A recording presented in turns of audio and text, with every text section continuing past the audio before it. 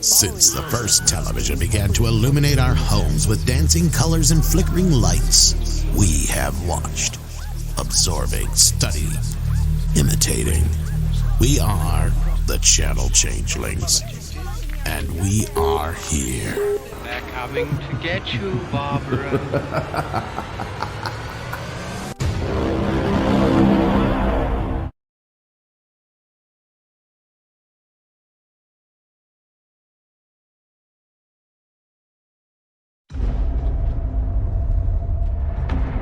Oh, jeez. Whoa, Jesus. Did you see the way those guys looked at us? Who wants to go skinny dipping?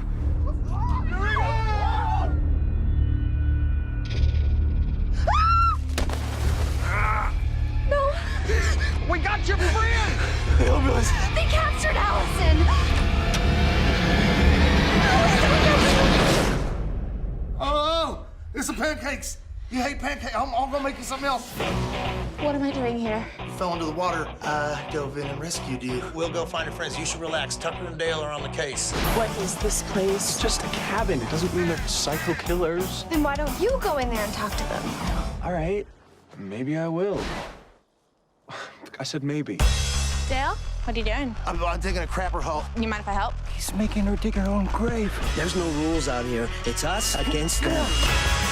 No! Oh, good. Look, your friends are here.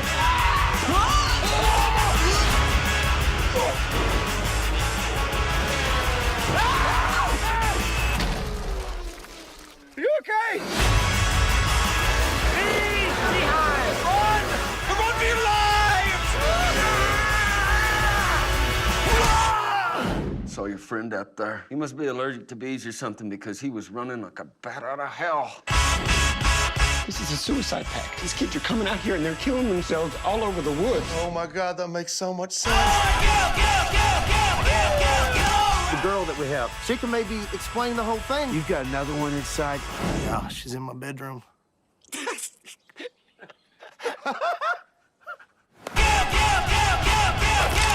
Heads up. Oh, you gotta take the safety off on the side there. Don't do that. Just start being more careful. Time to die, freak. Fire! Stop, double roll. No, don't use that.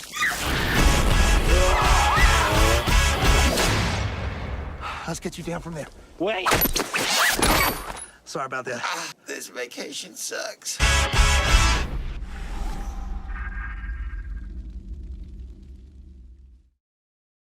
What's up, everybody? Welcome back to Channel Changeling. I'm your host, Vincente from Womp Stomp Films. I'm joined today by my co-host, Dan Hallowfield, and director, writer of Tucker and Dale, Little Evil, and the upcoming Clown in a Cornfield, Eli Craig. Eli, thanks for joining us today. It's great to be here, guys. Cool. Dan, how you doing up there? Doing good. Cool. So Eli, thanks for joining us today. You've been directing films for quite some time now, but tell us a little bit about how you got into filmmaking. What was your first sort of falling in love with film and knowing that you wanted to be behind camera and start working on it? Well, you're taking me way back now. I mean, as a kid, I grew up with a lot of performers, and we would do plays and everything. My older brother, who's also a writer in the business now, but we would write plays and put them on, and I would often be the one videotaping them at the time and making cuts of them. I mean, just as a kid running around with a camera, right? Mm-hmm. It always felt to me like, because I grew up in Los Angeles, I didn't really want to be in the film industry. I'm kind of the opposite of a lot of people that have it as a dream. My dream was to not be in the film industry. It's very strange, but we kind of look at what we grew up with as being typical and maybe boring. So I was way more interested in being in the outdoors, being a mountaineer, and exploring the world. And I studied psychology in college. I was constantly trying to get out. I also I come from a showbiz family, and it's weird to think back on that because I've just redefined my life and myself so much. I feel like I feel like I'm a gritty, independent filmmaker. But if you look at me like objectively in the world, you would be like, oh, this dude came straight out of Hollywood. Like, of course he was going to make movies. Like, how easy would it be for him? And it's been nothing. It's nothing easy about it. Yeah. But the long and the short of it is that I really loved telling stories in that way. And so I lived in all these ski towns and did a bunch of mountaineering and worked as a mountain guide. And I found myself always pulled back to the camera. I got to do a little bit of acting as well. And whenever I was acting, I would end up in the director's chair, or not in the director's chair, next to the director who was in the director's chair, and asking them questions. And I remember this one time I got to play a small role in Clint Eastwood's film, Space Cowboys. And I sat next to him a lot of the time we were shooting, and to the point where he was kind of annoyed. Like, he'd always look over and there was this actor kind of sitting next to him. And he looked over at me and he's like, what do you want to do? And I was like, someday I'd like to do kind of like what you're doing. And he just looked at me long and hard and he says, just do it then. I was like, okay. And I sat back. I was like, well, how then? That didn't explain anything. And I was writing scripts and everything at the time. And I just decided I didn't really want to be an actor. I didn't think I was very good. That's part of it. But also it was like, there's so much fluff around acting. And as somebody who's like, likes to be dirty and in the mountains and working hard, I couldn't stand like being in a trailer and like waiting for my line. And like 99% of your time as an actor is waiting. And I just went nuts. So I ended up applying. I'd already graduated from college at the time, from University of Boulder, Colorado. And I'd written some scripts and I'd done some of this acting, and I applied to USC Film School, and I got in. And it was a strange year for me because I was trying to make a decision between these two worlds. And I guided this trip on Aconcagua, and I got an invite to go climb Everest, but that's like $70,000. And I got this invite to go to USC Film School, and I couldn't do both, of course, but I knew like USC was incredibly expensive. So I could get some help from my parents from USC, but zero help going to climb Everest. So I chose to go to film school, loved it, and kind of never looked back. And I just have loved writing and directing when I get a chance, the things I write. So that's a great segue, because I do like to talk about film school when I get to talk to people, because everyone has different experiences. Like I went to I went to Hofstra for a year, which was really fun. So that was more broadcast oriented. And then I was chasing a baseball dream. And so I ended up transferring to a smaller school that had like a TV station, and we had like editing software and we had some classes, but USC Film School is like the gold standard of what film school can be. So do you feel like at that time when you made that decision, you had all of these, like you were discussing about that time we were with Clint on set and seeing him doing it, and now you're putting it into practice. Do you feel like all of these feelings and questions that you had about how to do it, did USC or did the film school experience kind of like put those pieces together for you and understanding how to take that and now start doing it? Not at all. And that's why I've only done 3 films since I graduated, but I'm proud of having done 3 now. Not at all. But what it did do was it lit the competitive part of me up. Whereas I'm a guy that can like kind of go with the flow, right? I'm not like really an A personality. Like if you put me in charge as a director, I'm like, cool, like this is what I want to do. I'm very much a collaborator. I'm not really like, probably sadly, like the most ambitious person in the world.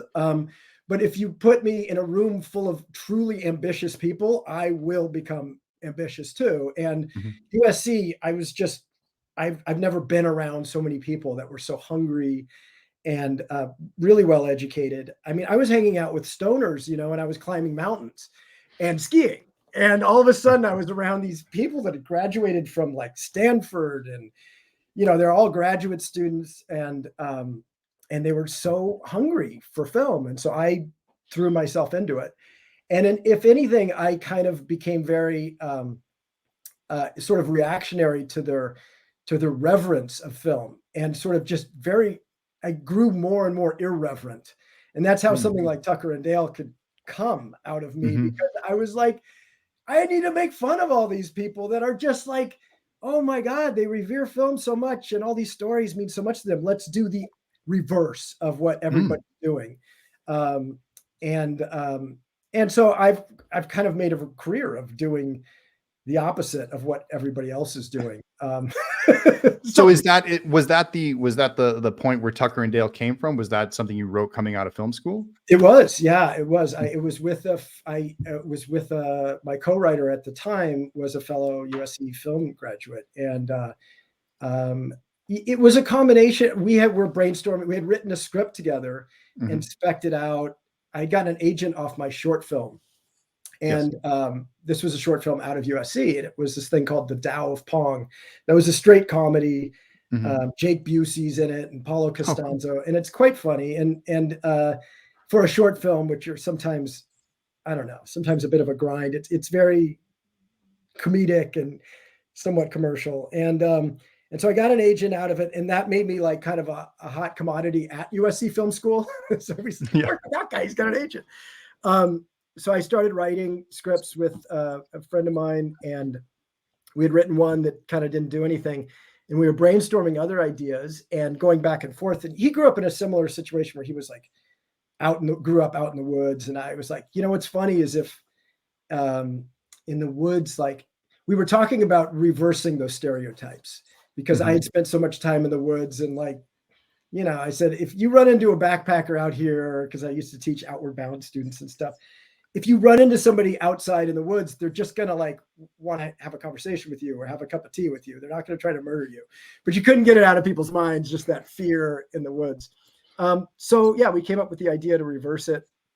But it, you know, it was never easy to make. It wasn't like as soon as we wrote the script, it was like the financing was on the way. It took years to put the financing together. So yeah, let's talk about that a little bit, because coming from that independent sort of spirit and coming up with your project, I think that's a lot of things that a lot of people don't really understand. It's just like even ideas that when you look back at them and see it, it seems like, oh, that's a home run. That's great. Everybody loves that project. Of course, they must have made that right away. So what was that like? What did you have to persevere sort of taking your script from place to place? What did you feel like you ran into the most as the biggest obstacle? Well, I guess that's why that hunger coming out of film school, because I was already in debt so much. I was like, don't let all this debt go to waste. Like I have to at least make one film out of film school.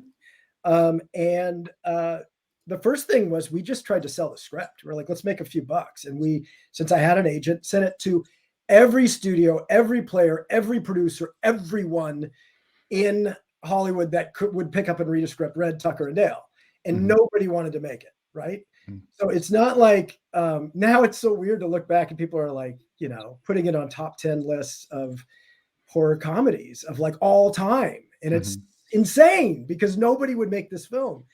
And so we sent it, one of the people kind of like, it didn't get made, but it kind of get kicked down to this guy, Thomas Augsburger, who unfortunately passed away, but he's a producer who had done like Mr. Brooks and some small things. And he was friends with this guy, Deepak Nair, who had done a movie Bend It Like Beckham, which did really well at Sundance. And they kind of said, like, if you give us the option, we'll try to finance it. And they sent me on just these wild goose chases to find money all over the place. Like I was in the aisle, and this is part of the fun of being a filmmaker, right? Like, sure, let's go on a goose chase. You know? And I was off in the Isle of Man off of the coast of England, a place I would never go, but like scouting locations in the woods to make Tucker and Dale because there's a film fund out there. I was in North Carolina. We looked at places until I found out that nobody's going to go shoot a film in the woods outside of Asheville because there's no like crews there.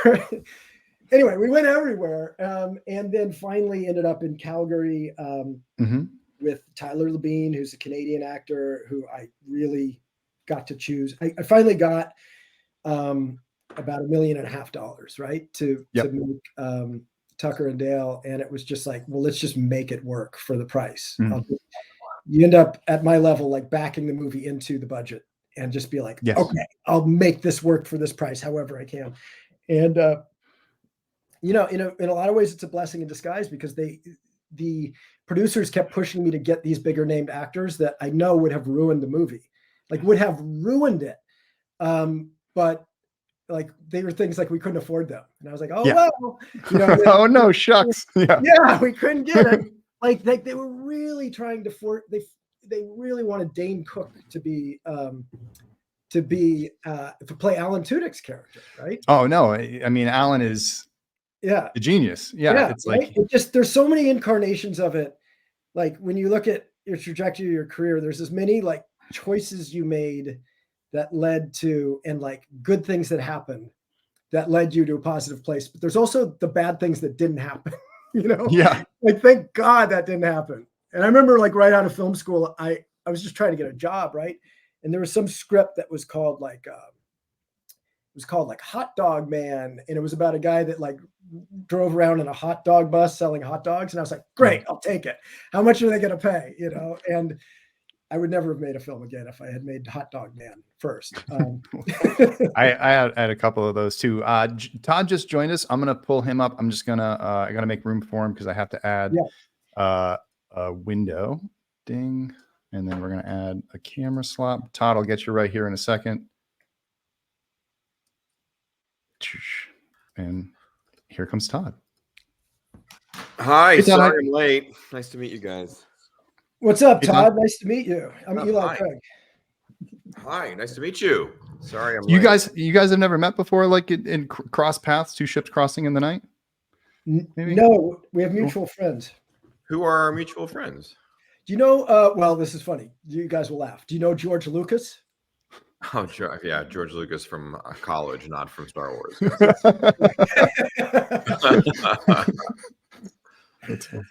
There's a different George Lucas that is L-O-U-C.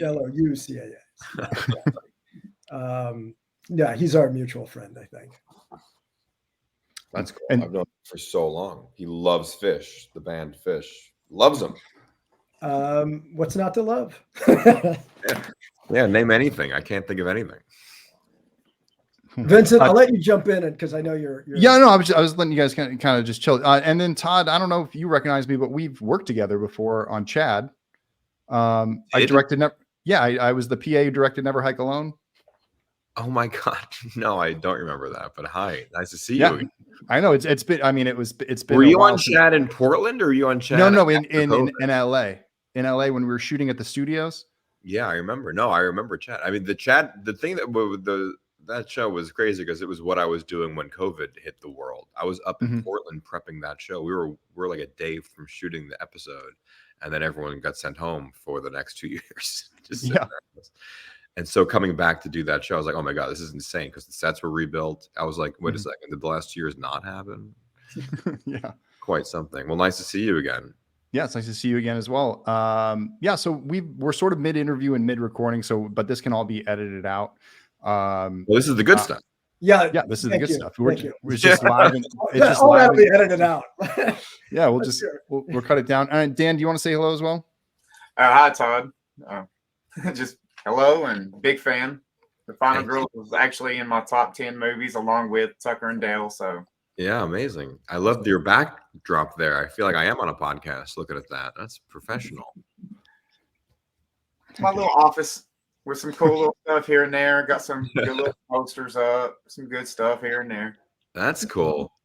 It is so crazy how often Final Girls and Tucker and Dale are sort of like in the same sentence. I hear it all the time. I wonder if you do too. It's like, it's great. It's like very flattering.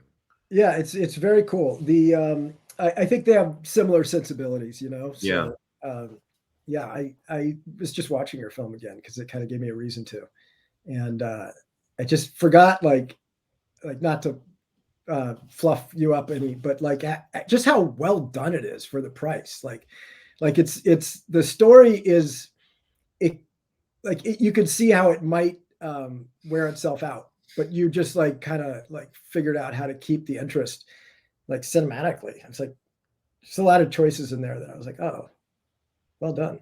Anyway, we'll go over that later, but you should feel really good about that film. You really like made it look so good for the price. Thank you so much. Yeah. I love the film. I've seen it before, but I lost my mom 2 years ago in a car crash. Yeah. So when I watched it after that, this past summer, that movie hit so much harder because it feels like I'm seeing, I can relate to it so much. It's like those dreams you have when all of a sudden your mom's tapping you on your shoulder and you turn around after hearing her voice, but it's not your mom necessarily in the dream. You know what I mean? Yeah. Like it's, I mean, I know exactly what you mean because that's what the movie is. Like, people, it's always written about like it's a horror comedy or some meta thing, and it's not. I mean, it is, but it isn't because so much you more. must have read about this. But like, like you lost your mom 2 years ago, and the movie hits different.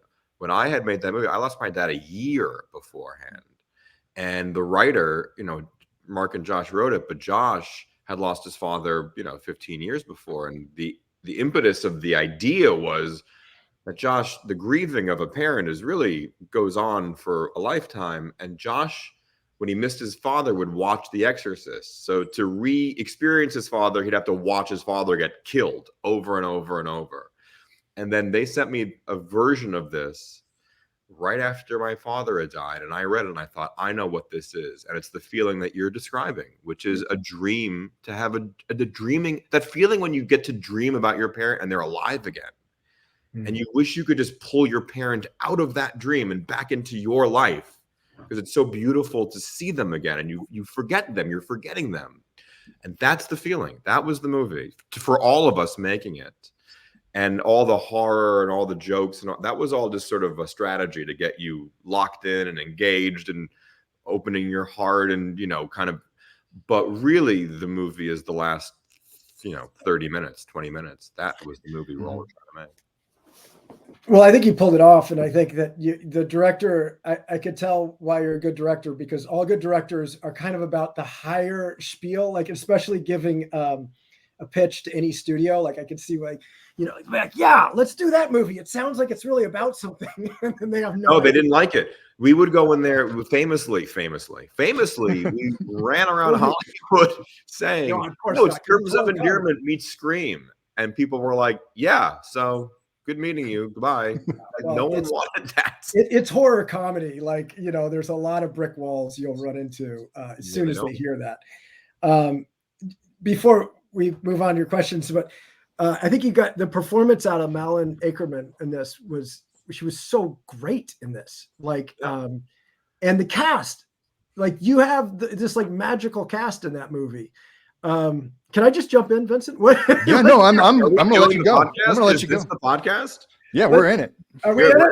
Yeah, we're in it. Tell me about, okay, I want to hear like because you said the studios rejected that. I have complete familiarity with that. I've yet to make a studio movie. Well, Netflix, but they didn't. They did. It was like the indie side of Netflix. Right. And so you had to go find the cast yourself, put together the financing for Final Girls. How did that go? It took a long time to get the money for that movie. When the movie's written about now, years later, it's a lot of the phraseology is like ahead of its time, and it's great in the rear view, but when it was happening, it was very challenging because this tone and the nostalgia of it was really not in culture, so people didn't know what to make of it, and a million questions about the tone, 1,000 questions about the tone. The way that we ultimately got the money was to agree to make it PG-13, which was something that we all were very upset about. It was written to be a love letter to, all these movies. So to be Dead Alive level gore and, all physical effects and all that stuff. And it was either like, you don't get to make the movie or you got to make it like this. And we thought, well, it's better to have the movie and we can figure this out and be clever about it. And I think that, in the end, I think we were pissed, but in the end, I bet that if we were editing the movie, and it could be if we were editing the R-rated version, I bet we would have taken out a bunch of the gore, because what was clear was that you do fall in love with these characters, and it is a movie about grief in the body of a horror movie. And if the filmmakers are kind of like treating all the kills with glee, like fuck. Let's rip you limb from limb and bask in that. Probably going to make it a lot harder to feel for those people. And yeah, that's the line I try to walk. no, it's not an easy line to walk, and it really helps if you just really feel that in yourself, and it just kind of comes out naturally. Yeah, and the casting was, I mean, it took a long time. It is, that was quite the cast at the time. I mean, everyone was about a year away from blowing up. And but everyone is I was friends with probably half the cast, and half the cast were new people. Like Divine, I knew, and I sent it to him and I was like, pick the role. Like, who do you want to be? Middleditch was the same way. Alia, I wanted to be friends with her.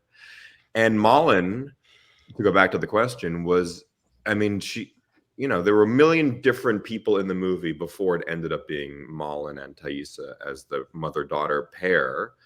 And it, movie came apart, and just timing is just all that same story. But Malin is amazing in that movie because she really is does that tone. She I always thought the casting is the tone. Like I got so sick of being asked what's the tone, and I was like, just look at the cast. That's the tone. You have these people that are known for really grounded, sort of fragile performances. Thaisa is a real actor, And then you have people that are like hilarious, improv people, Adam Thomas. You have Alia, who's like indie queen, like very cool choices, And then you have like Alexander and Nina, who are a little bit more from teen melodrama, Vampire Diaries. So it's got like a little pop culture. It feels young. It's kind of got a little bit of that melodrama in it. And I thought, can you stop asking me now that you can sort of see the poster?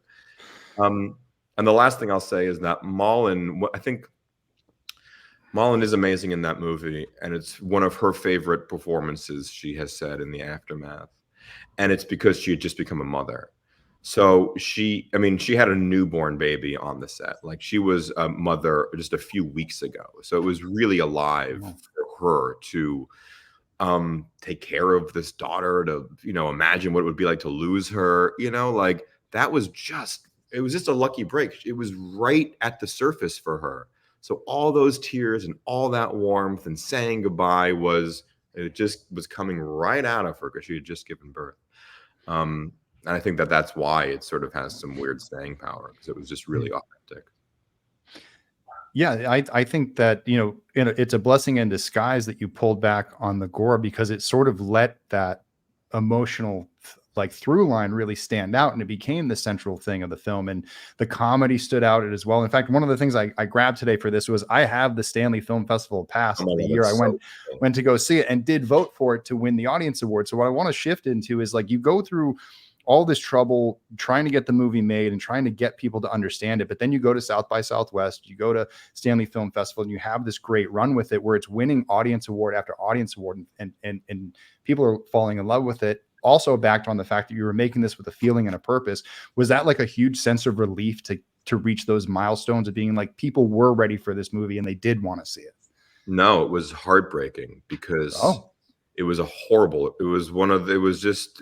awful, because we all loved it so much. We put all of our hearts into it, everyone involved. I mean, the crew, it was a $4.5 million thing. I mean, it was no money. It was maybe less. It was like 20. So we killed ourselves. And obviously the people involved in the movie that had lost someone were putting all of their grief and all of their heart into it. And we wanted it to be a big hit. We thought it could be in theater and be Scream, and it could do that.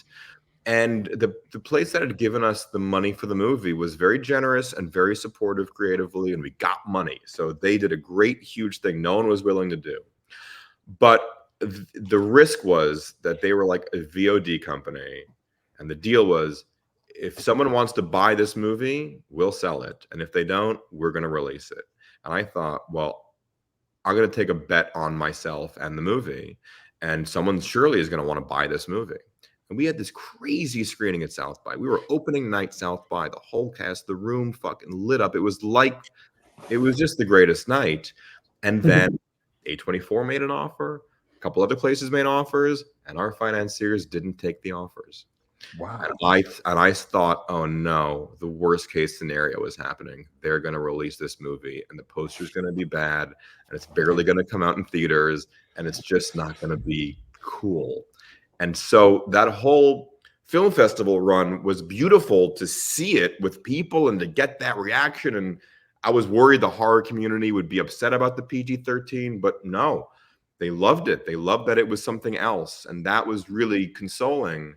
but the whole time it felt like I was sort of celebrating miscarriage in a way. Ooh, wow. Yeah, I mean, but that's what it felt like. It was so heartbreaking. I was like, we're all celebrating and it's all so great, but guys, it's barely gonna get released, and that is not a good feeling for all of us. And that's what it felt like. But I'll say now, obviously, we're doing this, and you know, it really did, just like Tucker and Dale, like these things, they get a life afterwards if they are special. And it happened pretty quick. Like even in the year and 2 and 3 after the movie came out, you know, New Beverly was screening it, and people were screening it at summer camps, and it just took on a cult like. People were doing fan art. It just took on a cult life thing. I see it referenced constantly in other movies, you know, that are sort of taking things out of it. And I remember someone once told me, they're like, it's better to have influence than success. And I was like, what does that mean? And they were like, well, the Velvet Underground never sold any albums, but everyone that bought one started a band. And I thought that's a smart thing to say. Maybe well, I think this we're paired up interestingly, Todd, because nobody ever understands that except for you. I just said it so exquisitely. Like people always think Tucker and Dale must be this, and I'm finally able to embrace it. Like now in my life, it's been 15 years basically, and now I'm like, fuck yeah, I did that. Like, yeah. But it felt horrible to make, because like you, I believed 110% in this. I thought this thing's going to be the next Evil Dead. Exactly. But it's not Evil Dead. It was Evil Dead because Evil Dead was Evil Dead, but I thought I'd be the next Sam Raimi. Let's put it that way. And, you know, and like all these opportunities would open up and the film would be amazingly received. And I had a very similar thing. I mean, we opened opening night in Sundance. We didn't open the festival like you did at South by, but we had this night at the library where when it was first seen and I just finished the film and got in there, the producers hated it. Like I did not have supportive producers. They were like, do anything if you would just like go reshoot this film. And then we got into Sundance and they were like, well, let's just see what happens at Sundance. And it just tore the house down with Laughter and Love. And you think, well, sure, of course this is going to sell. You know, we did not have producers that were good at negotiating these deals. There were things that were left on the table, and it took a year for it to sell. And finally it sold to Magnolia or Magnet. And we had like 4 theaters and like it like went to 4 theaters and they were empty because there was nobody even knew about it finally. And it was heartbreaking, you know? And I'm like, I remember being back because I worked just odd jobs out of film school. Mostly line producing music videos and commercials and stuff. But also doing like some grip work if a buddy needed me. And I remember being back on a set of a friend of mine. And I was working as dolly grip that day because it was like low budget, you know, whatever you need. So I was dolly grip and I'm pushing this dolly along. And this guy looks over at me. He's like, I recognize you from somewhere. And he's like, oh, that's it. Did you do that film, Tucker and Dale versus Evil? I love that film, bro. That's amazing. And he looks at me and I'm like sitting there. He's like, what are you doing now? This, you know, like it just landed with such a thud. And he's like, oh, like you should keep going. Like that was a good film. And it took years until it kind of came out on Netflix where all of a sudden, like calls were coming in. And I was like, finally, I got a script sold, Little Evil. I sold it to Universal. Ended up in development hell for years, but it was a big sale. So finally, I made some money, and I was like, yes. But it ended up in development hell, and then it took me from that release in 2011. It took me till 2017 to get my next film made, which was like a script I could have made in 2013. And if they just like finance it instead of being sucked into development hell. And anyway, this is what happens, I think, with filmmakers of where we're at is like, I have been on so many projects to write and rewrite and develop, but it's like, they don't want to make them. It's like, nobody really is saying, let's develop this movie to make it. It's kind of like, let's develop this movie to give Eli a time-sucking job that like, he'll see the years being pulled away from him. And eventually he'll freak out and he'll just make a movie cheap again to get it done. You know?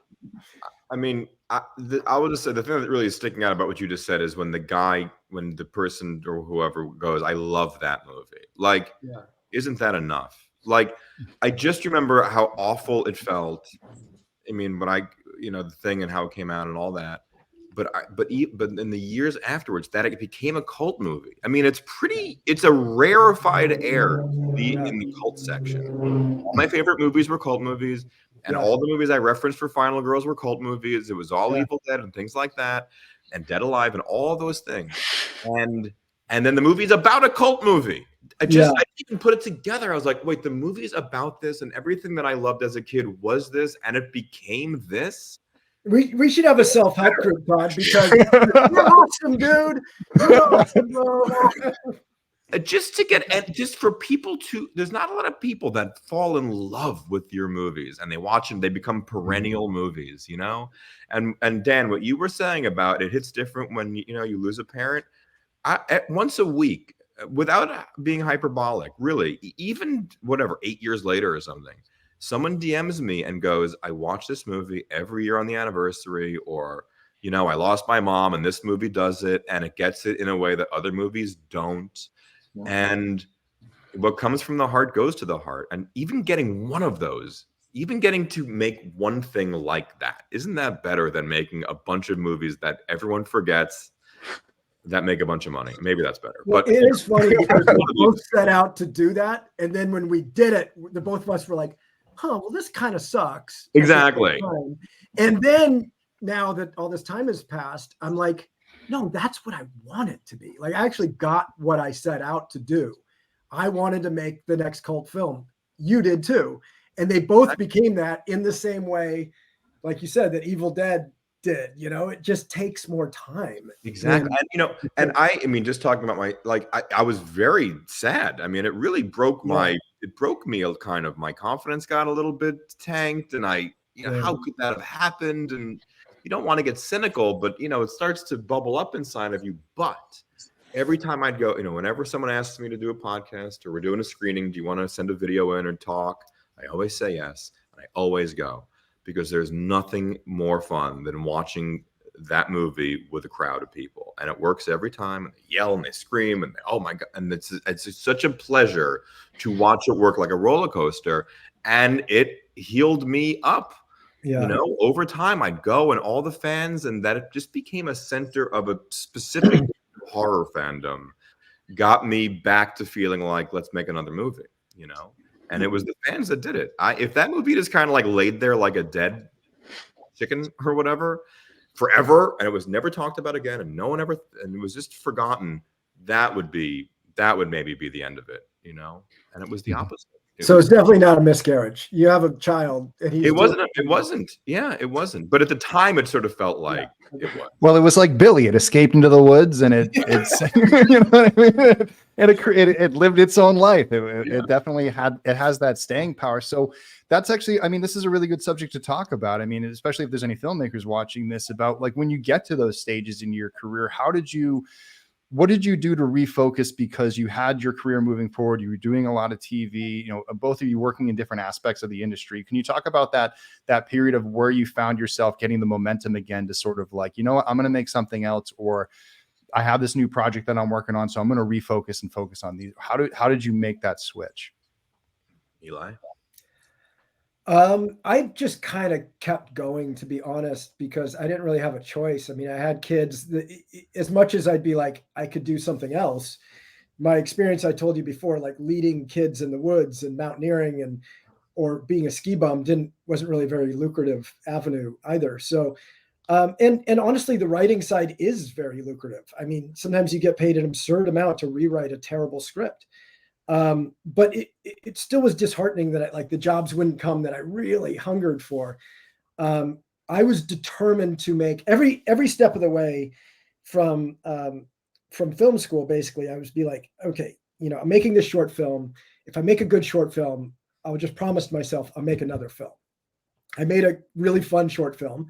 And then I was like, I got to make one more movie. I got to just see this through and make a feature and just see how it is. That was Tucker and Dale.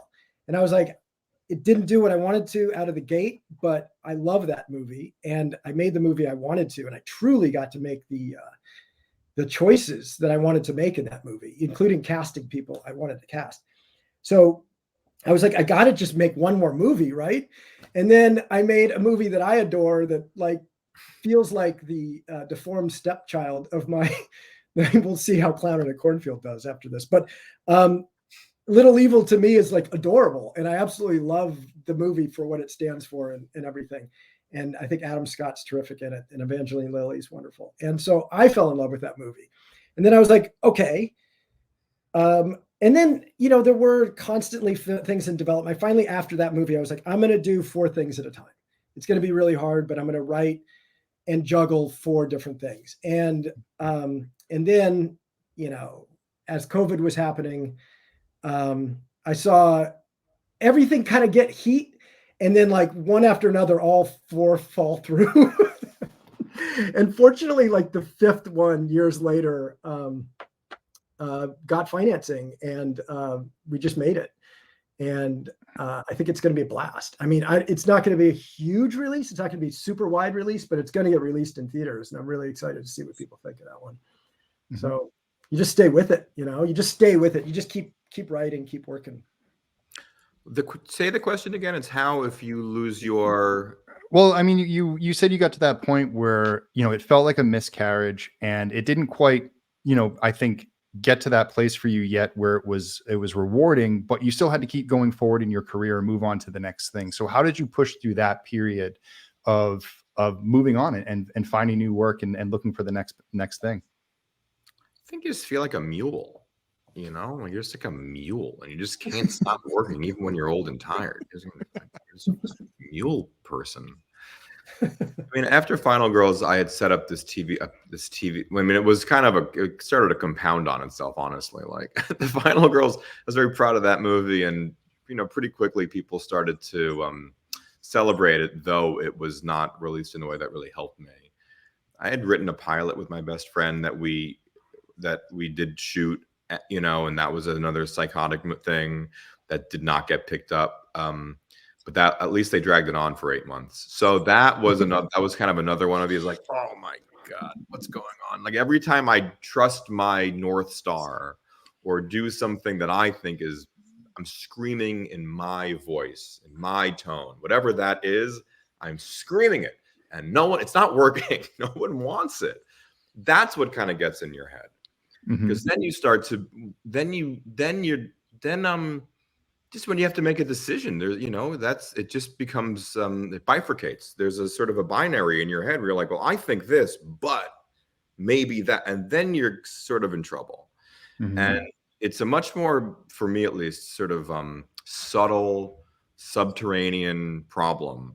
It's not just like your confidence, it's actually like how you think. It's like that innocent part of you where these ideas come from. You don't even know, how did they get here? You don't know what that thing gets a little bit fucked up. And it happens to a lot of people. It happens, I'm sure, Eli, that's kind of what you're talking about. Like, when you've got to come up with a million ideas and write these things and you just send it into a wood chipper, it just makes the part of you that has to come up with these things a little bit gun shy to keep doing it. Right. I was just saying that to my wife today because we were reading through another horror comedy I have, and it's an adorable, wonderful script. So funny to call it adorable. It's so cute. It's a love story within a horror movie that is like it's right now. It's called The Hills Have Eyes for You. And it's a family of mutant killers that have this like black sheep of the family that is an artist. And sort of, he's this cleanup squad, but he's the artist and like lover, and he reads on the side, and he's a vegetarian. And they think he's such a total screw up. And they try to pull him into the family. And of course, his very first kill is this group of college kids that comes in, and he falls in love with the girl and has to like figure out how to rescue her. And he's like, and it's just this really odd, super. Like something I've never. The closest thing you could say is Warm Bodies, which is the zombie falls in love with a girl and it kind of breaks, the love breaks through, and it has that heart to it. And I was like, you know what? I can't do another horror comedy. I just can't. I'm out. Like, I got to do an action movie. If I'm doing anything, it's like straight Jason Statham running through the city, you know, because that shit will get made. And so she was trying to encourage me, but it does get in your head, like the battles you fight to keep the humor. And I really love humor in my horror. I don't like it being so dark and monotone. I don't like movies that just have one tone. And so do I throw that out the window and just try to make, you know, the next Quiet Place that is just like relentlessly tonal, relentlessly one tone? Maybe, but I always in writing those, I'm always like throwing little bits of breakout humor in there. So yeah, I have two things to say. I mean, just about your thing on tone, I obviously agree, but you know, I just think that movies that have one tone, even if they're just like only silly, you know, or you know, I love Michael Mann movies, but like they're just like boom, this is a drama, this is serious business, and you know. I don't think life just doesn't. It just doesn't. They think, oh, that's so real, drama, naturalistic. Yeah. It's like, that doesn't feel like how life feels like to me. Like if you ask any of us, what happened yesterday, and you got to tell me the sequence of events, it's like, oh, this horrible thing, and then this funny thing, and then I felt this awful way, and then someone told me something so beautiful that I felt it all the rest of the. But then I fell and tripped and lost all my. And you're like, okay, this life is 1,000 tones all wrapped up into one experience, and that's what a movie should feel like. I mean, when you're losing someone, or when you're sick, or when bad things happen, humor is the way that you naturally have to use it to survive. I have a blood disease, so I have to be in the hospital all the fucking time. When my dad was dying, he was in the hospital. I was spending a lot of time in hospitals. And they are, I mean, they're heavy, but nurses are funny, doctors are funny, and people have a dark, wicked sense of humor, and it is the most beautiful thing because it's life. That's life force. That's right. People make jokes about awful things, and you go, that's going to keep you alive. So Todd, I used to work in Rocky Mountain Rescue. I was a wilderness EMT for a while, and like after a gnarly thing happens, and you're trying to rescue somebody that near death, or God forbid they die, you are not crying. You are laughing with people. People think you're insane from the outside because you're telling jokes.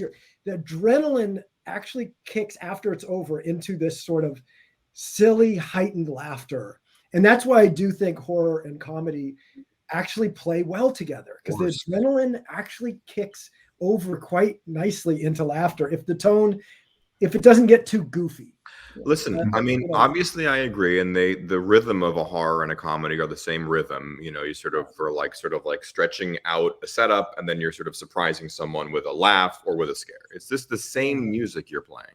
And of course, in a horror movie, the more that you can kind of relieve an audience with a joke, their shoulders drop, you know, their bodies relax, then that's where you want to hit them with a scare when they're relaxed. So humor is a strategy as much as it is just more reflective of reality, you know. And I feel like that way, and you know, I mean, it couldn't be more different than the things that we're talking about, but like I would say that no movie makes me cry harder than Jerry Maguire, and that movie, if you watch it again, is hilarious. It's really funny. You know what else is hilarious? Jaws. Funny. It is really funny. Robert Shaw, and they're funny together. The thing I realized that Spielberg, it's playful. There's a sense of playfulness. Playful. Even Poltergeist is funny. Like one of the scariest movies you remember. You watch that again, and like the opening scenes where he's getting high and the stuff's moving around, the furniture. Anyway, it's surprising how much humor that we don't remember in our horror films. There's a lot of humanity in humor. And it's really, and that's just life. And when when you meet someone that you can't make them laugh, or they aren't funny, there's something that's not good. There's something about that doesn't feel human. You know, I don't know what this is. So it just kind of comes out naturally. And I've done a lot of different kinds of. I don't make only horror movies, but in all the movies, humor is part of the ingredient list because it just helps you get to what you're trying to land in the end, you know. I think. I think also I wanted to say about like how do you get your mojo back or something, you know, if you kind of like get beaten up. I feel like for filmmakers out there, or anyone really in the creative arts, or anyone entrepreneurial, you know, I think that at this point, at this stage, there's been enough heartbreak and enough getting beaten to a fucking pulp, and then you have that year or two where you're kind of in the wilderness and you are full of self-doubt or cynical something. I don't even know what I want to make next. I don't even know what could get made next. I don't even know what story I want to tell. And that is a really destabilizing place, because you're kind of groundless. Even when you're all alone and you're like, what do I want to do if I could do anything? And you can't quite get that answer. You're like, I think I lost it. Maybe I had it, but I lost it. And if I don't have it, then what the fuck am I going to do with the rest of my life? And I would say now that those are good places to be. Like, every artist needs to be in the wilderness for a little while. And then when you finally, you know, it's like breaking a bone. Like when it finally gets healed up enough that you can like walk and be active and get strength back, you start asking better questions, and you go, who am I now? Like, I'm different now. Something happened. You know, I'm not who I was 4 years ago. I'm different now. What does this guy want to say? What does this guy interested in? What are you interested in now? And that is such a more exciting way to live as a creative person, because every one of these awful things or bad luck things that befall you changes you. And then you get to make different kinds of things with a different kind of perspective. That's a way to look at it, where it's iterative instead of like just getting beaten and beaten and beaten until you're nothing, you know? It's like, you knew entering the arts too. Like, I sort of craved the beatings a little bit. The only reason not me. I wanted yes, man. Everywhere. No, I was like, I want to do a film like Tucker and Dale. I want to make it as hard on myself as possible. You know, I had chances to do stuff maybe a little easier. And I wanted to do the hard thing, and I wanted to make film that wasn't made before. And I did go that route, and I did get beat up a little bit. And it's funny to be like, oh, and it did teach me the things I wanted to learn. Yeah. And now I'm at a place in life where I'm like both a little resentful for getting the shit kicked out of me, but also learning that like I needed that. Like, if I had tremendous success right after Tucker and Dale, I would have been done. I would have been done, because or you'd be making the same thing over and over, or you'd be kind of like frozen in time. You know, like the interests you had when you got big kind of freeze a little bit. Yes. Unless you're a very specific kind of very curious, you know, person, you might just keep on doing that thing. Yeah. That kind of got you where you were going.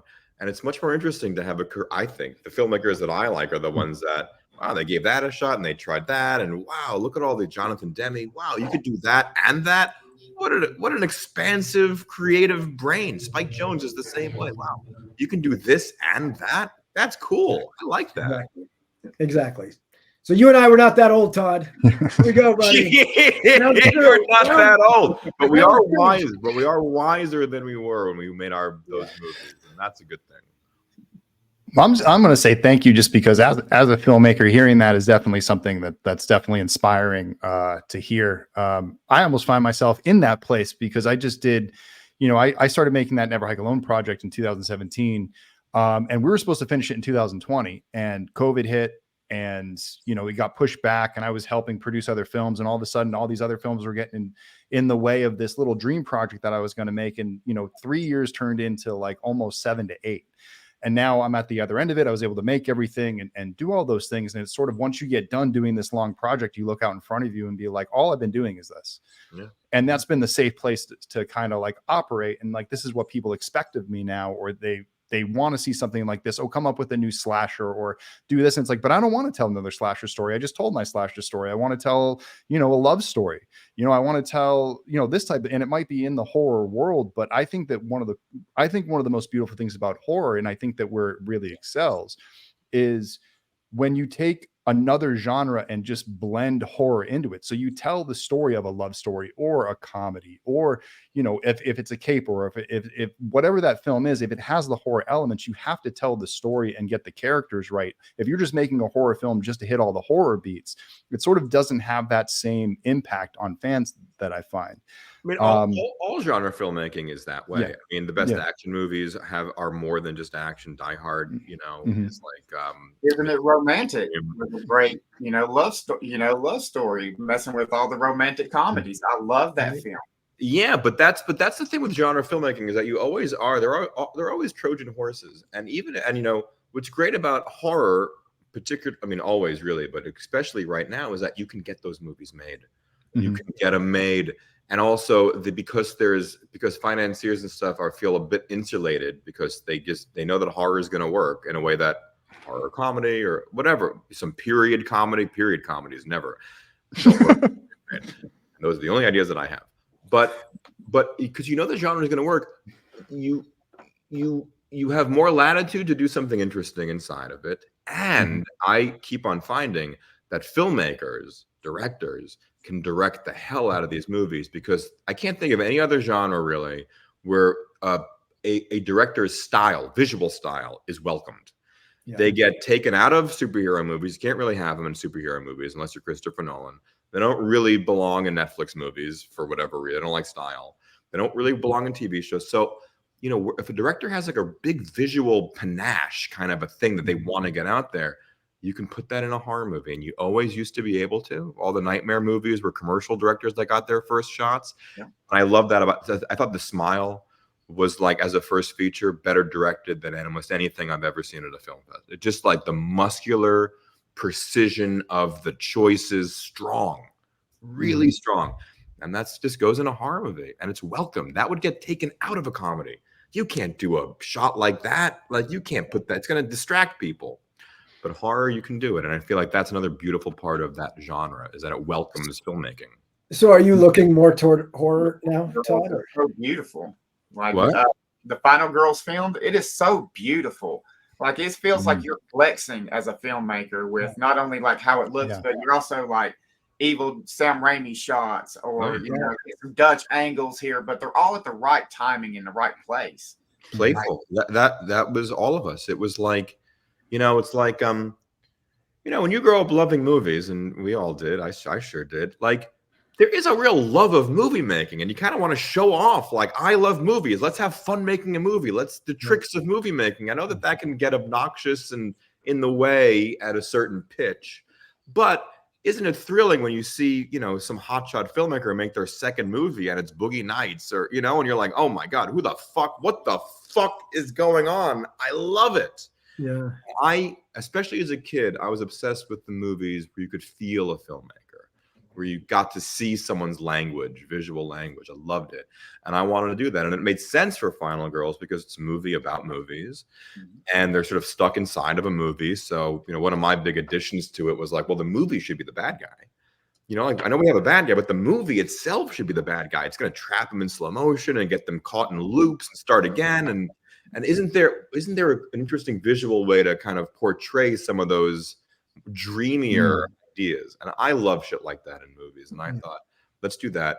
And also just filling it with Easter eggs, like, you know, the idea that every language is built from the grammar of other languages. You know, like let me just sort of take, you know, a verb from Argento, color, and let me take a shot from Raimi, and let me do a move like this, and let me just build it from kind of like pop art. You know, you're sort of reprocessing imagery and turning it into something new. And I thought that's a kind of a fun way it's a good way to make this not a fucking parody, because a parody is just doing the exact same thing. But if you can reprocess bits and pieces of another thing, you can turn it into a third, something new. And then it's not parody, which I was also very worried that people were going to think this was like another scary movie or something, which it really was not. And so, yeah. One of the things I really loved about Final Girl was that approach that you took, the cinematic quality of that. Unlike most, like when you think about a slasher film, they're pretty cut and dry. They don't really get big, scopy, and scaly. Like you actually, like you got big, wide shots, that big open field shot at the end with the purple sky and the lightning and getting wide to see, Billy jumping down, on fire and all of these different things. You really sort of took that element of like this, like, and we talked about this before when we had met at Stanley about taking the dullness of a slasher and putting some bright tones into it and making it a little bit more lovely and fun. Can you talk a little bit more about that? Yeah, I mean, there are probably a lot of threads happening. First is those are the movies that I liked, and that's kind of the filmmaking that I liked. And I think that when you feel a filmmaker having fun and being playful with the way the story is being told, and that it just kind of gives the audience a lift off. It's like the inverse of when you see kind of what Eli's talking about, of like these monotone, dark, an audience just kind of like turns into that, but the movie's kind of crackling. The audience is doing that too. But the other thing was that, again, the tone question. I mean, every financier, what's the tone? It's such an annoying question, because how do you, what words do you use? Like, what do you say? But I was like, they're like, is it going to look like Friday the 13th? And I was like, I cannot imagine for me, I don't want to watch that movie. Like, as much as I love those movies, they don't look good, and I don't want to feel like I've got to be orthodox about recreating that thing. And so let me just come up with a reason to not do that, which is they're stuck in a movie. It's like Wizard of Oz, and she's stuck in a fever dream. So it's kind of a hyper cinematic version of a movie. Then suddenly you can see the credits, and it's just going to be like a Technicolor fever dream. And like, let's just do that. And that'll, I think, help with the emotion. It'll help to differentiate it. It feels like it's emotionally true. And if the movie's a bad guy, then the movie should be seductive and the movie should be after you. Can I just feed in a little bit, Todd? Because I think one of the things that blows me away watching that film again, and I know the budget you made it for, nothing, is how is like, and I feel like I struggle with this. I always feel like like I always feel like my cuts are like jagged. Like I kind of like, okay, I'm cutting from here to here, and maybe I'll have a little transition, but I like race along in my movie, and I'm always like, man, for me, like I always feel like my shit's just not that smooth, right? Like it's kind of gritty. Like I'm like, and in a way it serves me because I'm doing a film kind of like a horror film or whatever. That's the way these films are made. Your film had the most like smooth transitions, even from like one scene to like pulling over to like Malin, and then like you're on her, and then she carries you over to another shot. And I just thought, wow, he really thought through every piece of the transitions, which I think is like directing, basically, is how do you get from this to that? Is that something you really like storyboard out? Oh, yeah. Everything? Yeah. You have, my brain does that. Some people have writer brain, some people have joke brain, and they can just come up with 1,000 alts. I don't have that kind of brain, but I have this visual brain, and I always did. I mean, I remember, this as a side tangent, I just remember being like 8 years old or something, and like having to study for some math test because I was failing math. And my parents just study. And I was in the room trying so hard to get my brain to learn these things. And then the next day I took the test and I read the questions, and I was like, I don't know the answers to any of these questions, but I know exactly where on the page the answers were.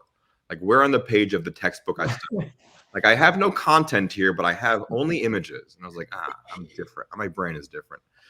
So with Final Girls, with everything I ever made, I study that stuff. I'm obsessed with camera movement and how things are going to cut together and building sequences. And those are the filmmakers that I loved. And as a kid, I would watch Fincher and Michael Bay, like the people that were, kind of working when I was young, and then all the antecedents to those people. I'd watch these things. But Todd, just to interrupt, like it's also getting it done. Like as you know, as a filmmaker, like it's easy to talk in highfalutin terms about studying other filmmakers, but then you're on set, you have 12 hours maybe at most, and you got to make it happen in this very short amount of time.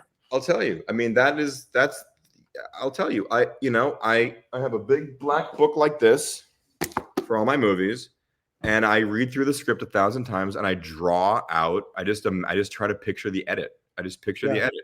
What's that move going to be? Oh, we're gonna kind of come right to left, and it's going to be kind of a diagonal dolly. So we're going to start farther and end closer, and okay, and we're going to end on like, I don't know, like a 50. Okay, good.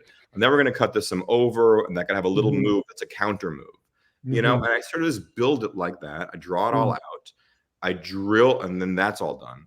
For the more complicated sequences, like Operation Booby Trap, you know, that was a motion control sequence. But there are a number of scenes, the theater fire, I previs them. Like I had my visual effects buddies do kind of like previses so I could look at the shots, look at the motion, make sure the edit was working to make sure that my brain was strong enough to see it all and I wasn't missing anything.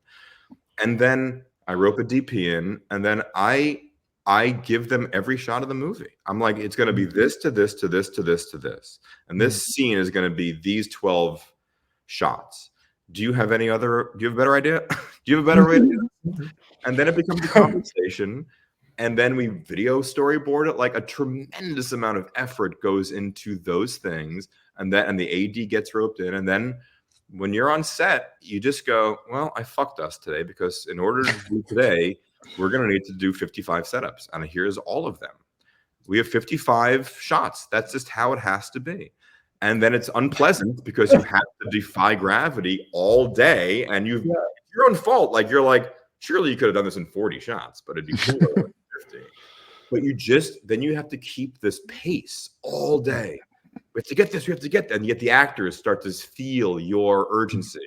And it just it's a very exhausting way to be. But it does create an urgency on set that helps with comedy and helps with just everyone feeling, especially for a low budget, oh, we're doing something hard. Yeah. And there's something about that is good for I agree. And a low budget shoot. I agree. And I'm generating that, and I've convinced everyone else this is the way to do it. And I get very upset if I have to cut something, you know? Yeah, because there's a lot of people that could come up with the plan, but it's executing it as well. And that's the thing that really makes a director, you know, because a lot of people can sit back and do all the prep, even though that's really hard. But then also to be able to scrap it and be like, actually, we don't need this shot. Actually, that happens. I mean, that happens. Yeah. And there's ways you're like, well, if I want to really like make sure that this sequence is great, I'm going to have to just do this one in a simpler way. Yep. You know, and that's fine. Let's do this one in one take. We'll just sort of like do this all in one thing. And maybe that'll be harder. Or we'll just do this in simple overs. And the movie could actually use some relief from how tight, you know, and tight and precision it is. Let's just open it up for a second and let it be loose. And then I know that in 5 minutes, we're going to go back into something really tight and refined. Because otherwise, sometimes you watch those movies that are all like an Edgar Wright. Obviously, we love Edgar Wright. But sometimes those movies are so like perfect little clocks that they get exhausting. Yeah, I agree. Yeah, like, just give me a second to just catch it, so I'm not forever impressed. Like, yes, you spend the whole time just thinking about him, right? Exactly. Like, I forgot what happened in this movie because all I was thinking about is how awesome Edgar Wright is. Exactly. The entire movie. That's how I feel. So in Final Girls, you'll notice like the action scenes have a lot of panache and ins and outs of things, and some of the more dreamy things do. But when you're in like an improv comedy sequence or a really emotional scene, it's just as simple as you can get, and it just becomes about them, and that feels like a good kind of balance also. So it's not all just like, hey, I'm strangling you to death, look at me, you know. That's great. But it's tremendous, and it's caring about that stuff, you know, and fighting for it. That's cool. One of the things you said before, Todd, that I liked is that the film itself is sort of the villain, the camp. Yeah, is the antagonist, and sort of there's something similar with you too, Eli, because the expectations and the tropes are the enemy of Tucker and Dale. They are experienced things, but the movie tropes and things are actually the evil entity existing under the surface, and the prejudice of it was the evil of Tucker and Dale, right? prejudging the situation was the evil. Yeah, it's the tropes were the sort of evil that worked against them were the evil. I thought that was fun. In a way, yeah, that's the movie. In a way, the tropes, the movie is the evil. I never thought of it as the movie itself being it's evil. But I also think there's something about Tucker and Dale that works like that I don't get from Final Girls, which is you're so worried the film is gonna suck. Like you care so much about the film and like the people in it, and you're so uncertain that the film might let you down and end up just really sucking, and you don't want it to, that it provides its own level of suspense. What, in Final Girls or in Tucker and Dale? Tucker and Dale. It comes from being worried that I'm going to blow it as a director. Yeah. And so there's a lot of people that watch it like, please don't kill Tucker. Please don't like hurt. That must Dale. be a great part of sitting in an audience, is that tension where they maybe don't totally trust the movie or trust the storyteller. Yeah. But isn't that's such a fun position to be as a storyteller? It's you're very like, interesting because your directing is so assured that you're like, oh, I'm in safe hands. Yeah, but it's very Whereas different. mine is so wild, you're like, oh God, anything could happen. Yeah, I think, and that's a fun tension to play. But I think that a corollary, if there had to be a parallel, is that I think that people don't expect Final Girls to make you cry. I think that comes out of left field. I think that you don't know that. You're like, how are they going to land this, and what this is going to be, and how's it? It's like fun and funny, and all these jokes, ha ha, fun. Yeah, yeah. There's definitely a very specific part of the movie. It's when Nina and Alia Shawkat die, where everyone stops laughing. Like, oh wait, what's this now? This movie's killing people. The movie's killing people and getting darker. And where is this going? And you're not so sure what's going to happen. I know what you mean. Like the movie seems like it's good just because of how it looks. So you're like, I trust this. Yeah, yeah. But I don't think you know where it's gonna. I don't think. No. I think it's gonna go to, make you sob at the end. And that I love watching the audience toggle into that surprise. That is fun. And to talk about multi-tonal, I think that's trends. It's a well, you too. I mean, what you did is very hard in that movie, which is to sort of create everyone's expectations and defy them constantly. That's great. It's such a fun, that's another kind of roller coaster. It's really hard to do that. You don't see a lot of movies that do it, and landing it all with it not being a parody, or something like that. Well, and I think it takes those little scenes that you're talking about, like, and it came kind of later in the writing of it, where, like Tucker's laying on the ground looking like he's dying, and they have their little bro moment together, and he talks about catching frogs, and it wasn't that I let you catch him, you was quicker than I was, Dale. Yeah. Like you're better than you think you are. Yeah. And Dale takes that in. He's like, no, stop, Tucker. And they won't let themselves get really emotional, but it's so like emotional because it's really about buddies. It's about like loving each other as men. And I'm sure that on set, like this is another constant question they ask you, especially when you're working with comedy as an actor. And it's like, no one should be acting like they're in a comedy. Like no one should be trying to be funny, like ever. And a scene like that you're describing, like if your actors sort of try to ham it up or get a laugh or push it a little bit farther to just, it would ruin the tone of your movie. Well, and here's something that's very interesting. It's like how you direct people that are naturally like that. And I'm Tyler's a genius, but he hams the things up a little bit, right? He's very much a talker. So I would say to Tyler Labine, who played Dale, I would say, okay, because he'd improv, I'd let him improv, and then I'd say, I want you to think all that, but your mouth's too slow to say it, and just show it with your eyes. Yeah. And sometimes you'd see him do those takes, and his eyes would be like dancing around, and Tucker would be doing most of the talking, and it made him so alive because he was resisting doing something that was his impulse, and it was inside of him, but it made him like glow with inward intention. And it made him like kind of slow down a beat because he's very sharp and very witty. And it really worked for him. And then Alan Tudyk is such a like wonderfully trained actor, and just such an actor's actor. Like he in any scene could like bring Tyler into like this really grounded moment. It really ended up being a duo that, out of sheer luck, though, I targeted Tyler, and then Alan came to me kind of from the gods, and made the film what it is. And those things are funny too, because you have other ideas. Like you just want to get somebody that'll get the film made, and you end up like finally at the last second, that guy who can get the film made drops off, and you have the money, so you get to cast whoever you want to. And we ended up with Tyler. I mean, we ended up with Alan Tudyk. So, but I actually have to jump, you guys. I'm so sorry. I have some other things coming up soon, but I love talking to you. I'm still around for 15 minutes. Yeah. Should we inverse the podcast where you Yeah. Well, yeah. Well, whatever you guys want. I can also get out of here. I got another. I could give another 10 minutes. Sorry.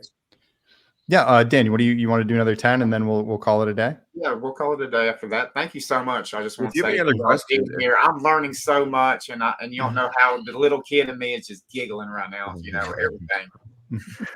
Thank you for pairing us up, Dan. It's fun to hear Todd talk about his work as well. I know. I never really got to hang out, and we're always in the same sentence. It's great. I know.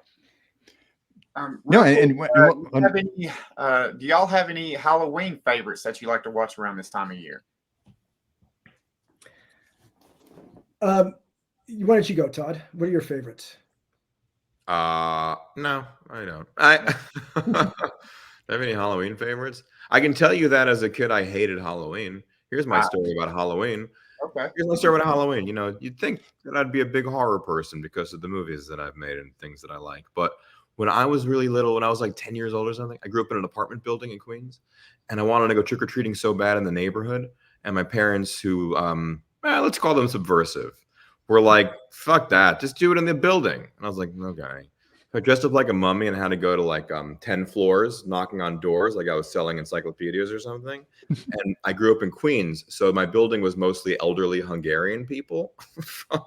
And I'd knock on the door and they'd be like, I'd wake them up, or they'd be angry at me. And they didn't know it was Halloween, or they didn't know what Halloween was. And I got dates and pennies and fucking just not.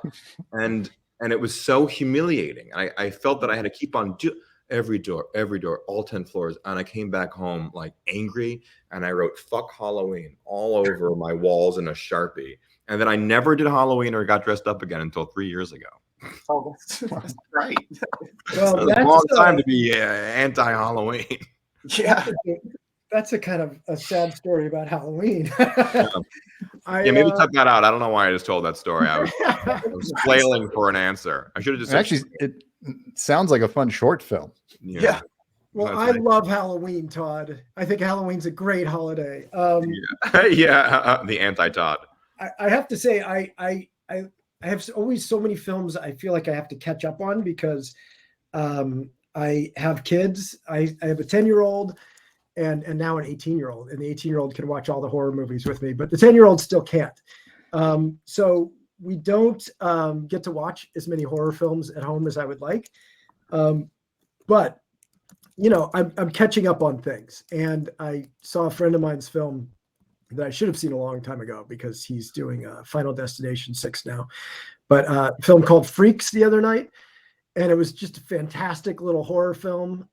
Freaks, the black and white movie, or Freaks, the winter movie?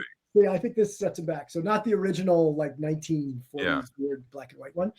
It's I think it was 2017 or 18, and really indie film. Like literally made it for $2 million, and it's you would love it, Todd. You should see it. Friend of mine, Adam Stein, made it. And watched Barbarian recently. You know, I like to watch Barbarian's the best. Like new things. I've yet to watch Long Legs. That's on the list. I'm really curious about that. So I'll be like catching up on horror things. I think I'll be watching Smile 2 because that's the production company I just worked with Temple Hill on Clown in a Cornfield, which hopefully next year people will want to dress up as clowns in a cornfield. Yeah, so I'll be catching up on things rather than going back to the classics. Okay. What about you, Vincent? What's your watch? Oh, I've just been trying to catch up on everything. Same thing. Actually, the thing I want to watch get into the theater and see is The Substance before it's out of the theater. I hear a lot of fun things about that. you know, I think for me in the last year, one of the films that really kind of popped off for me was When Evil Lurks. I think when everyone's looking for like a scary movie to watch, that's like a little bit different of like possession genre, but something a little bit extra that we haven't seen before. I think that the whole tone of it and just the story just keeps you guessing. It like it catches you at the right moments. I saw it at Telluride Horror Show last year, and I'm pretty quiet during movies. I focus, I study it. Like it got me to jump and like say stuff out loud, like holy shit, like it catches you off guard. So I would say anyone who's looking for a horror recommendation for something they haven't seen before and want something outside the box, like When Evil Lurks is definitely up there. That's cool. That's on the list as well for me. So I got to watch that next. All right. You should have a better answer. I'm just gonna say I'm gonna rewatch Nightmare on Elm Street 1, 3, 4, and 5. Is that your favorite genre growing? Was that your favorite like franchise set of films coming up? Freddy and all that stuff. Freddy was it. I didn't like the other ones as much. I didn't. Slasher was fun and everything, but Freddy was good because I just thought it was visually crazy and I loved the dream logic of it all. And it was gross and it was scary, but it wasn't that scary. It was mostly just like gross and imaginative and inventive. I thought that was great. I liked the lore of it more than I liked sort of Jason.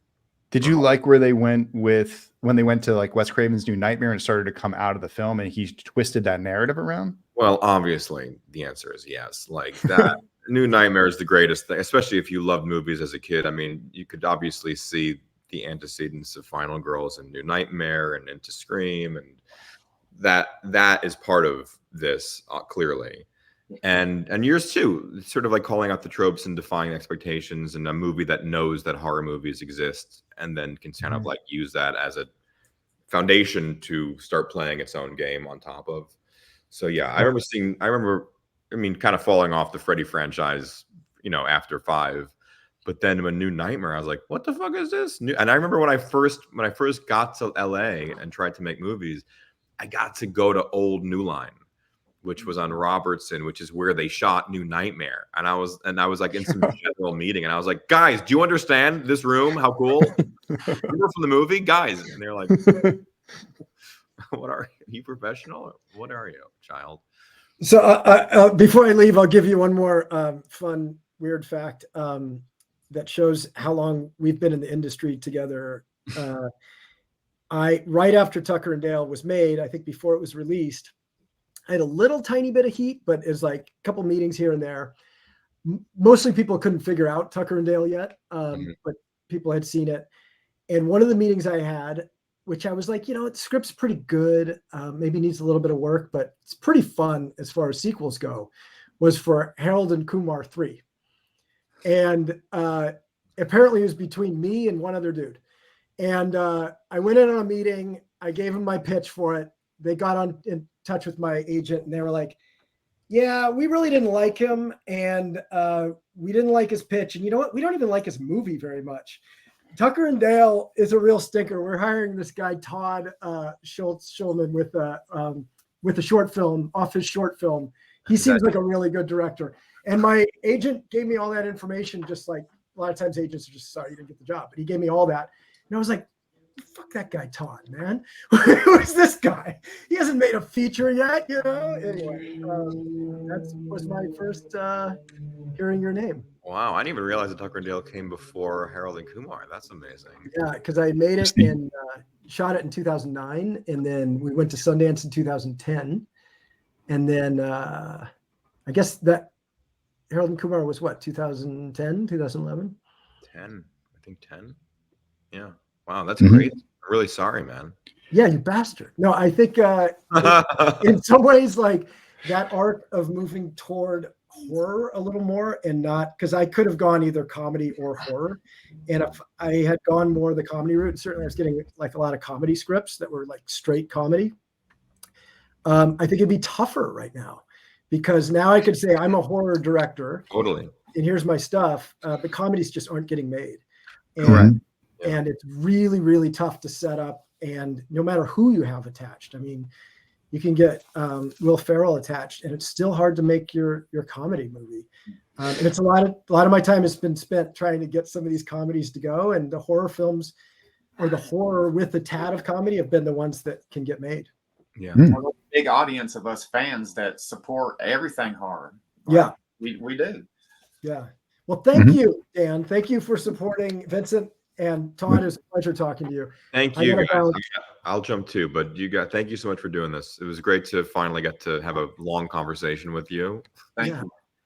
And thank you for keeping Final Girls alive after all this time. It's great. I love talking about it. Yeah.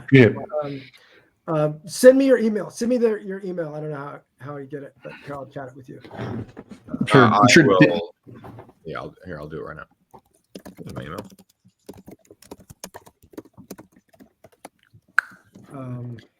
Cool. Well, great meeting you guys. Thank you for doing this, and I hope we did our. No, you guys did great. I mean, honestly, like just before you guys go, thank you for being here, and it was just a pleasure to just watch you two go back and forth. I think that was the best result really you could get, was just have two directors talk about the craft, go back and forth. I think when this airs, I think people are going to have a lot to chew on. You guys said a lot of amazing things, so thank you so much. Thank you. Thank you, guys. Let me take my Halloween story out of this. Sorry. Yeah. Oh, we will. Yeah. Well, I'll leave that to Dan, but we'll try unless you like it, then you can leave it in. We are the Channel Changelings, and we are here.